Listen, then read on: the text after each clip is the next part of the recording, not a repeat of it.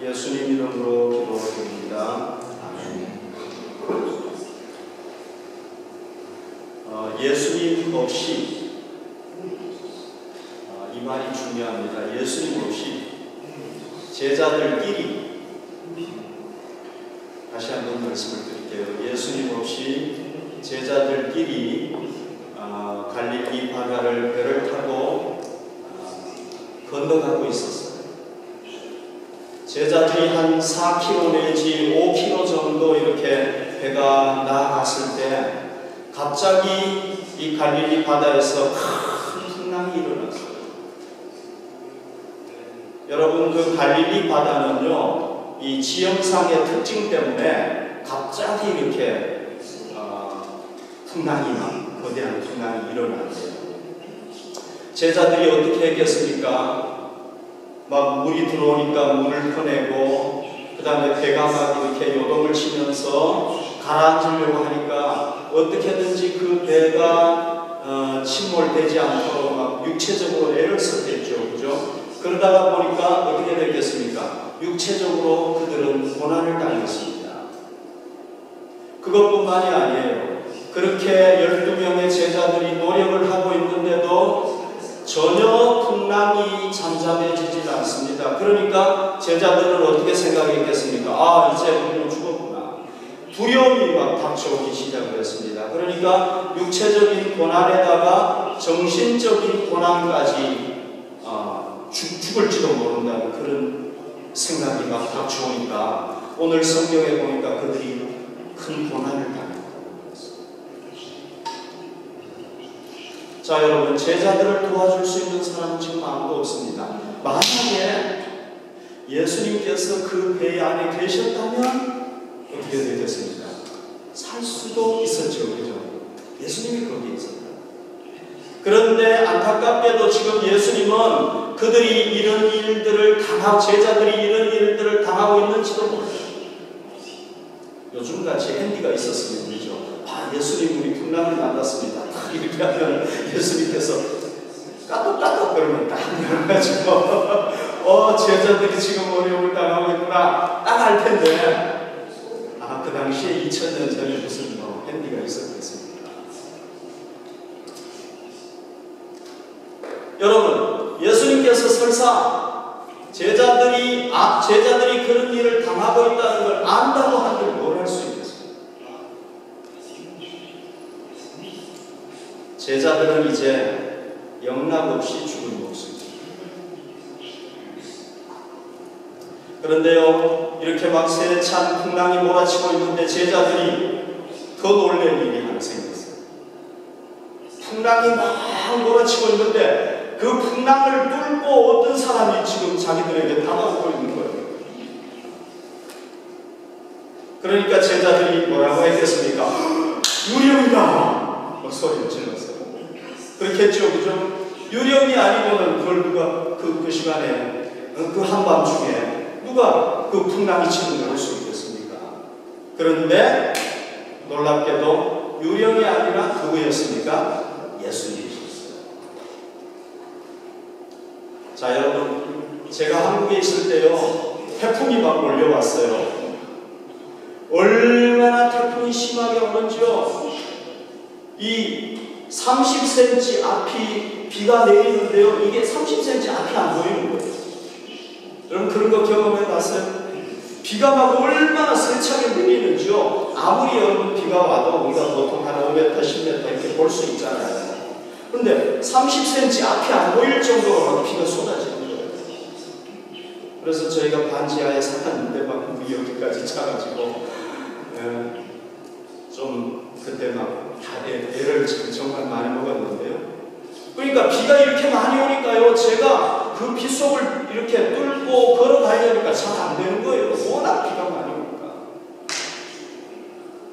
그런데 여러분, 예수님께서 배도 12명을 태운 배도 감당을 못해가지고 막 흔들리고 있는데 그 엄청난 풍랑을 뚫고 사람이 걸어온다는 평온한 바다를 걷는 것도 불가능한데 그 세찬 바다를 예수님께서 걸어온다는 게 이게 말이 됩니까? 이거 믿을 수가 있습니까? 거짓말. 말이 안 돼요. 우리가 이성적으로 생각해 봤을 때 말이 안 돼요.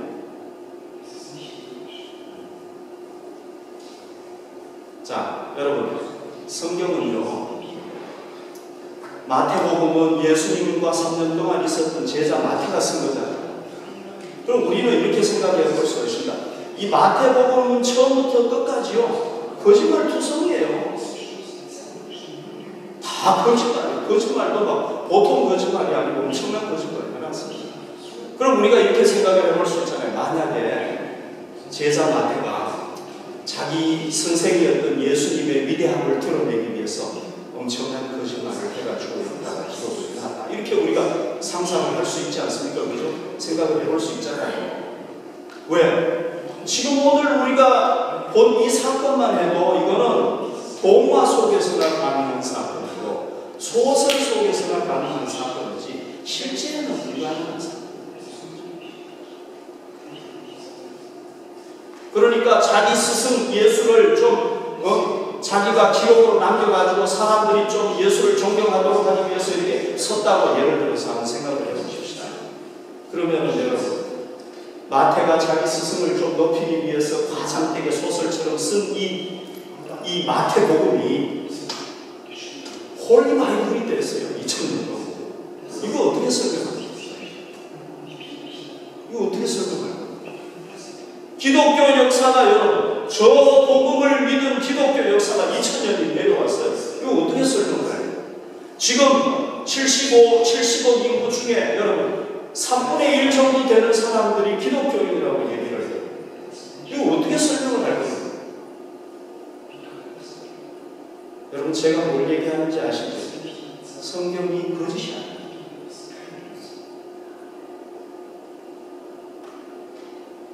자, 그러면 여러분, 예수님께서 제자들에게 왔을 때 바다 물을 이렇게 걸어가지고 물 위를 걸어가지고 왔을 때 제자들이 뭘 느꼈겠습니까? 첫 번째는 풍랑으로 하게 했으니까 반가웠겠죠. 자기 스승 예수께서 딱 나타났으니까 얼마나 반가웠겠습니까? 그 다음에 두 번째는요, 예수님이 우리가 지금 고난당하고 있는 걸 어떻게 알았지? 알고 오신 거잖아요. 그죠? 얼마나 다급했으면 물 위를 걸어가지고 왔겠습니까? 아신 거 아닙니까? 그 다음에 물 위를 걸어가지고 왔어요. 예수님의 그 능력에 놀랐겠죠. 그죠? 예수님께서 제자들에게 얘기를 했습니다. 나니 두려워하지 말아라, 안심해라. 제자들이 안심했겠죠. 그죠? 그 다음에 예수님께서 배에 올라탔더니 놀랍게도 바로 그 순간에 풍랑이 사라져버리고 언제 그랬냐는 듯이 그러니까 제자들이 뭐라고 고백을 했냐면 하나님의 아들이십니다. 아멘. 여기 성경 말씀을 보시면 제자들은요, 그 전에 예수님하고 배를 타고 가다가 풍랑을 만났는데 예수님께서 풍랑을 잠잠하게 멈추어 버렸어요. 그때는 뭐라고 고백을 했느냐면요, 그 사람들이, 제자들이 놀랍게 여겨 이르되 이 사람이 어떤 사람이기에 바람과 바다도 순종하는, 아니 이 사람이 도대체 어떤 사람이기에 바람과 바다도 순종하지? 퀘스천 마크를 가졌다가 한 번 더 이번에는 바다를 막 걸어가지고 오셔가지고 잠잠하게 해버리니까 어떻게 고백을 하는 겁니까? 당신은 우리가 경배할 신적인 존재입니다. 하나님의 아들입니다. 우리의 구세주입니다. 이런 거예요. 그러니까 여러분, 마태복음 16장 16절에 가면요, 예수님께서 너희는 나를 누구라고 하느냐 물었을 때 베드로가 이렇게 고백을 했잖아요. 16장 16절에 시몬 베드로가 대답하여 이르되 주는 그리스도시요 예수님은 인류를 구원할 메시아라는 거예요. 살아계신 하나님의 아들입니다. 이렇게 고백했어요. 이 고백이, 여러분, 베드로가 어느 날 갑자기 막 꿈에서 이상한 꿈을 꾸고 깨어나가지고 주님 당신은 그리스도시고 하나님 이렇게 한 게 아니에요. 3년 동안 여러분 이 이 베드로가 고백한 이 사건은요, 거의 예수님의 그 공생에서 3년 거의 가까워졌을 때예요. 그러면 3년 동안 예수님하고 같이 살면서 계속 예수님께서 날마다 불치병자를 고치시고 기적을 일으키시고 이걸 날마다 체험하고 나기에 너희는 나를 누구라고 하느냐 물으니까 베드로가 주저함이 없이 자기도 모르게 오토매틱 고백합니다. 주는 그리스도시요 살아계신 하나님. 아멘. 그것뿐만이 아니죠. 예수님께서 십자가에 죽으시는 사건도 체험했죠. 3일간 무덤에 계신 것도 체험했죠. 그래서 절망인 줄 알았는데 그 주님이 다시 부활하셨습니다. 40일 동안 자기들에게 나타나시고 승천하셨어요. 이 사건을 경험하고 난 뒤에 그들은 담대하게 전했습니다. 예수 그리스도야말로 우리의 구세주다. 인류의 구세주다. 그분은 살아계신 하나님의 아들이다. 그걸 위해서 순교당했어요. 12명의 제자들. 자, 여러분, 제자들이 당신은 그리스도시요 살아계신 하나님의 아들입니다라고 고백했던 그분을 우리가 구주로 믿는 겁니다. 아멘. 그분이 가르쳐주신 하나님 아버지 성부 하나님을 우리가 우리의 하나님으로 믿는 겁니다. 그분이 보내주신 예수 성령 하나님 그분을 우리가 믿는 거예요. 우리의 믿음의 뿌리는 분명합니다. 여러분. 삼위일체 하나님 성부 성자 성령 하나님 그분이 우리의 신앙의 대상입니다. 여러분, 예수님은요 제자들과 3년 동안 사역하셨을 뿐만 아니라 지금도 우리 그리스도인들을 위해서 사역하시는 분이에요. 왜? 제가 늘 얘기하지만 여러분들 잊어버리지 마십시오. 그분은 죽음으로 끝나지 않았어요. 죽었지만 부활하셨잖아요. 그 다음에 승천하셔가지고 하나님 보좌 우편에 앉아 계시면서 지금도 온 세상을 통치하시는 분으로서 우리를 내려다 보시면서 우리를 위해서 사역하시는 분, 이걸 믿으시기를 바랍니다. 예수님께서 2000년 전에 이스라엘이라는 그 땅에 인간으로 계셨을 때는 거기서밖에 사역을 못했어요.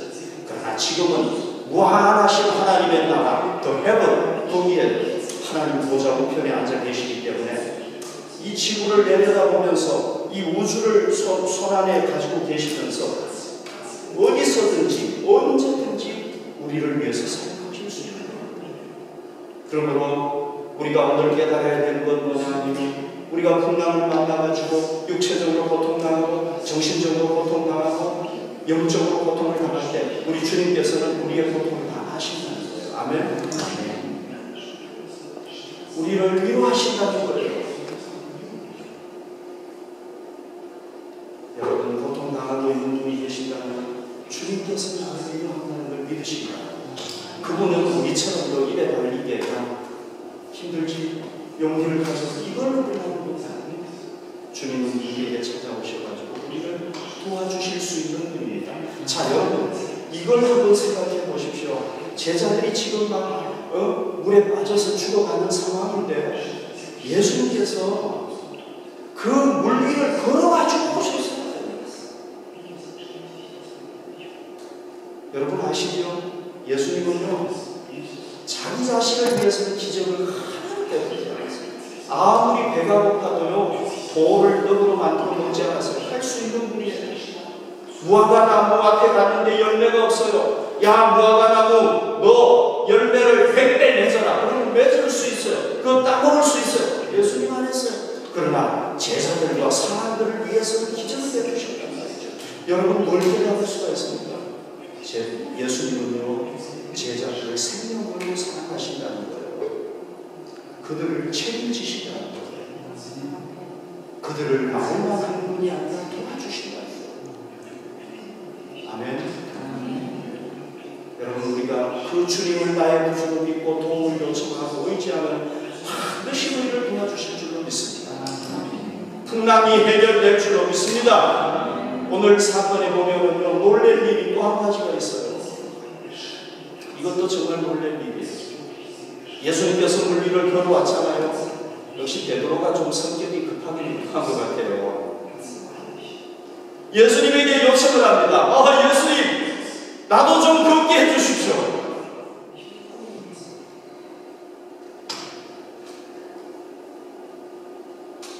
베드로가 왜 그 얘기를 했을까요? 예수님이 물 위를 걸어온 거 보니까 그 예수님께서 자기에게 걸으라고 하면 자기도 물 위를 걸을 수 있을 것 같은 믿음이 있으니까 예수님, 나도 좀 걷게 해주십시오. 그랬다는 거죠. 자, 성경 말씀 봅시다. 예수님께서 베드로에게 뭐라고 그랬습니까? 오라! 고! 이렇게 come! 이렇게 얘기를 한 거예요. 예수님. 와! 이렇게 얘기했어요. 그러니까 베드로가 어떻게 했겠습니까? 지금 막 풍랑이 막 몰아치고 있고 배가 막 흔들리고 있는데 베드로가 바다에 발을 디뎠어요. 안 빠져. 이게 빠져야 되는데 그 다음 발을 디뎠는데도 안 빠져. 예수님에게 걸어갔어요.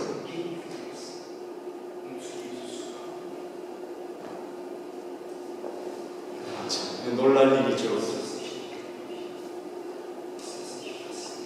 자, 베드로가 어떻게 해서 걸었습니까, 여러분? 베드로가 자기 능력으로 걸었습니까? 아니에요. 누가 능력 주신 겁니까? 예수님께서 능력 주신 거예요. 예수님이 능력 주시니까 걸을 수 있는 거예요. 자기 능력으로는 못하는 거예요. 자, 여러분, 여기서 우리가 깨달아야 될 게 있습니다. 예수님이요, 이렇게 반응하셨을 수도 있어요. 야, 베드로, 너 미쳤냐? 너 바다를 걷게 해달라고? 바다 걷는다는 게 너 말이 되냐? 나는 하나님의 아들이니까 그럴 수 있지만 너는 인간이야, 인간. 네가 인간이라는 걸 직시해. 이렇게 하실 수 있잖아요. 그렇죠? 말이 안 되는 걸 얘기했어요. 그런데 예수님은 그렇게 안 하셨다는 거예요. 오라! 이게 무슨 의미예요? 예수님은요, 우리가 풍랑이 닥쳤을 때 예수님도 의지해야 되지만요, 우리가 예수님을 의지하는 믿음을 가지고 그 풍랑 중에 예수님처럼 거기를 것이 아멘? 할 수 있다는 거예요. 여러분, 우리가 예수 그리스도를 믿는 그리스도인들이 일반인들하고 다른 게 뭐냐? 일반인들은요, 기적을 믿지 않아요. 그 사람들은 이성적으로 생각해요. 논리적으로 생각해요. 그러나 우리 그리스도인들은 아니란 말이죠. 우리는 불가능한 일을 만나도 예수님께서 나와 함께 하시면 내가 할 수 있다는 믿음을 가지고 그걸 뚫고 나가는 사람들이란 말이죠. 예수님께서는 그걸 우리에게 보여주시는 거예요. 우리가 뭐 일반인들하고 똑같다면 신앙인이라는 차이가 뭐가 있겠습니까? 우리의 능력으로 하는 게 아니에요. 우리의 구주 되시는 예수님께서 우리에게 능력을 주시기 때문에 할 수 있는 거라고 말이죠. 그렇기 때문에 우리도 여러분 불가능한 일을 만났다고 우리 풍랑을 우리가 어떻게 할 수 없잖아요. 풍랑을 만났다고 아이고 풍랑 만나네 나는 어떻게 해야 되지? 이러면 안 된다는 거예요. 우리가 뭐 해야 된다는 거예요? 믿음으로 도전해야 돼요. 주님께서는 도전하라는 거예요. 믿음으로. 우리가 그런 믿음으로까지 자라나라는 거예요. 여러분, 우리 그리스도인들은 논리적으로 생각해야 돼요. 합리적으로 살아야 돼요. 그러나 거기에만 머무는 존재가 아니란 말이죠. 우리는 어떤 존재냐? 논리를 뛰어넘고 합리적인 걸 뛰어넘는 존재란 말이죠. 왜? 그거를 뛰어넘는 예수 그리스도께서 우리의 구주이시기 때문에 그런 거예요.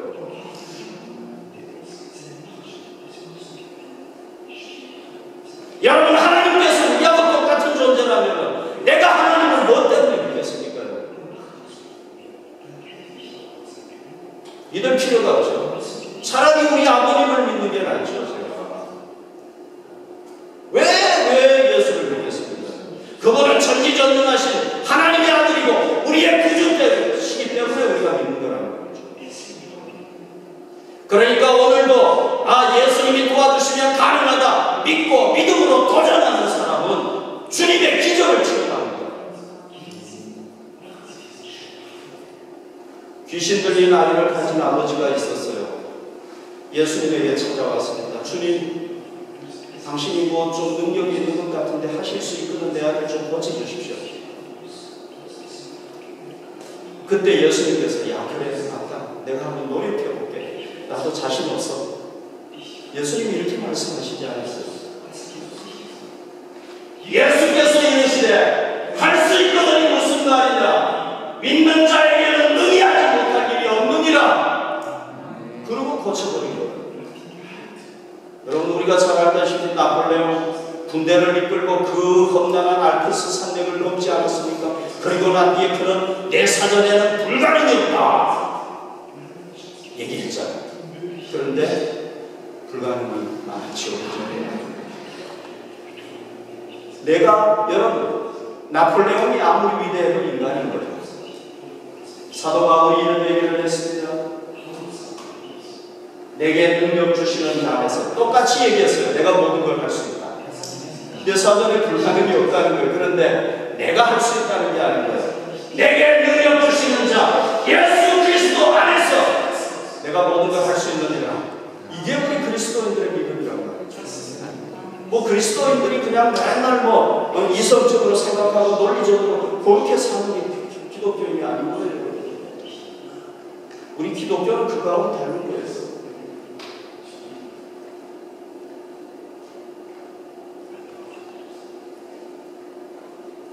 자, 이 베드로가요 한 발, 두 발, 세 발 걸어가는데 걸어가는 거예요. 우리는 얼마나 신기했겠습니까? 11명의 제자들이 배워서 베드로 걸어 얼마나 신기했겠어요.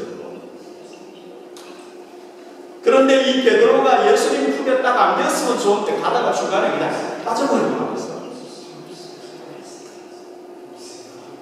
왜 빠진 거예요? 왜 빠져버리고 말았어? 계속 걸어가야 되는데 왜 빠져버려요? 예수님께서 31절에 보면요 믿음이 적은 자요 왜 의심했느냐? 의심했기 때문에 그래요. 의심. 여기 본문에 의심이라는 말을 원어상으로 보면요 두 줄로 잡아당긴다 그런 말이에요. 이 말이 의심했다는 말. 두 줄 가지고 당긴다는 얘기예요. 그러니까 이게 무슨 얘기냐면요 베드로가 마음을 하나로 탁 모아가지고 예수님을 믿지 못하고 이 마음이 이렇게 통일되지 못하고 갈라져요. 자, 제가 조금 더 설명을 해드릴게요. 베드로가 예수님을 온전하게 믿고 주님 나도 걷게 해주십시오. 와, 그랬어. 그런데 한순간에 어디를 가느냐면 이 풍랑을 쳐다보는 거예요. 그러니까 막 엄청난 광풍이 막 지금 넘어가치고 있거든요. 그러니까 예수님에 대한 예수님이 이렇게 당기시다가 이 풍랑이 당겨버린 거예요. 그러니까 마음이 쫙 나눠져 버려요. 그래서 어떻게 된 거예요? 예수님을 온전하게 믿지 못하는 거예요. 그래서 넘어져 버려요. 자, 여러분 베드로의 한계가 바로 거기인데요. 한계가 뭐냐? 예수님을 믿고 도전하기는 했지만 끝까지 그 예수님을 못 믿습니다. 그래서 실족하고 좌절하게 됩니다. 자, 오늘 우리도 마찬가지죠. 그죠? 우리가 예수님을 믿고 도전했으면 끝까지 인내하면서 나가야 되는데 중간에 뭐 이 환경을 쳐다보고 뭐 사람 쳐다보고 자꾸 이러다가 보니까 마음을 막 예수님이 땡겨야 되는데 이쪽에서 땡기니까 두 개가 땡겨버리니까 마음이 쫙 찢어져 버리고 그래서 절망하고 좌절하고 실족하고 그렇게 됩니다. 베드로가 어떻게 해서 다시 살아났습니까? 30절에 보면 주여 나를 구원하십시오. 이게요 한 번에 외치는 소리였어요. 그러니까 얼마나 감동했는지 아세요? 주여 나를 구원하소서. 그러니까 예수님께서 바다 위를 달려와가지고 베드로의 손을 잡아가지고 같이 자, 여러분 우리가 예수님을 믿고 의지하다가 믿음으로 진행을 하다가 넘어지고 실족했을 때 방법 살아날 수 있는 방법이 딱 한 가지 다른 방법이 있어요. 그거는 뭐냐면 우리가 예수님을 이렇게 믿고 바라보다가 환경을 받아가기 예수님을 놓쳐버렸기 때문에 그런 거예요. 그러니까 어떻게 해야 다시 예수님 바라봐야 돼요. 그분을 구주로 믿고 주님 도와주세요. 유일한 방법이 다른 방법이 없어요. 바다에 빠지는 사람 누가 구할 수 있겠어요? 다른 제자들이 구하려고 해도 자기들도 지금 안전하지 못한데 풍랑이만 몰려와가지고 난리를 치고 있는데 자기들 목숨이 지금 죽을 지경인데 누구를 구할 수 있겠어요? 못 구합니다. 그러나 여러분, 그 풍랑을 뚫고 오신 예수님, 풍랑을 잠재울 수 있는 예수님이면 풍랑을 뚫고 올 수 있겠죠. 그분이 손을 잡아서 건져주시니까 살아납니다. 그러니까 우리가 다시 예수님을 바라보고 그분을 믿고 주님 죄송해요. 내가 믿음이 없어서 떨어졌어요. 낙심했어요. 절망해서 도와주세요. 그러면 우리 예수님께서는 그 십자가에 못 박힌 손, 우리를 위해서 생명을 거시는 그 손, 내 양은 나아가고 나는 양을 위하여 목숨을 버리는 그 주님의 손이 이 베드로를 붙잡으시고 다시 구원해 주실 줄 믿습니다. 그래서 베드로는 나중에 가면요 이 주님을 끝까지 믿는 믿음을 가지게 되고요 예수님처럼 위대하겠습니다. 그래서 여러분, 주님께 도움을 요청하는 우리 주님, 야, 너가 믿음이 없어서 그랬지, 너 죽어, 이러는 분이 절대 아니에요. 저는 그럴 수 있어요. 예수님은 절대